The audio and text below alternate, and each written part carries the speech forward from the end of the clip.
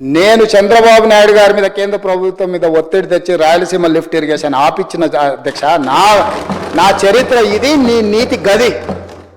ఇవాళ నేను సూటిగా చెప్పదలుచుకునే వేదిక మీద నుంచి రెండు రాష్ట్రాల మధ్యలో మంచి వాతావరణం ఉండాలని ఇప్పటి వరకు నేను సాధించిన విజయాన్ని కూడా నేను చెప్పుకోలేదు అధ్యక్ష. సూటిగా చంద్రబాబు నాయుడు గారికి విజ్ఞప్తి చేసిన నేను, రాయలసీమ లిఫ్ట్ ఇరిగేషన్ మీరు ఆపితే మేము ఏదైనా విషయాల మీద చర్చకు వస్తాము, లేకపోతే మీతో చర్చించడానికి అవకాశం లేదు. మొట్టమొదట 3 TMCలు పర్ డే అక్రమంగా నిర్మిస్తున్న రాయలసీమ లిఫ్ట్ ఇరిగేషన్ పనులను మీరు ఆపండి అని మేము వారిని క్లోజ్డ్ రూమ్లో అడిగితే మా మీద గౌరవంతో రాయలసీమ లిఫ్ట్ ఇరిగేషన్ ఆపేసింది అధ్యక్ష. మీరు ఈరోజు నిజ నిర్ధారణ కమిటీని సభ నుంచి పంపించండి. కూనంనేని సాంబశివరావు గారిని, అక్బరుద్దీన్ ఓవైసీ గారిని, బీజేపీ మహేశ్వర్ రెడ్డిని ఎవరిని కమిటీ చేస్తారో, ఇంక్లూడింగ్ బీఆర్ఎస్ మాజీ సాగునీటి పారుదల శాఖ మంత్రులు ఇద్దరు ఉన్నారు, చంద్రశేఖరరావు, హరీష్ రావు.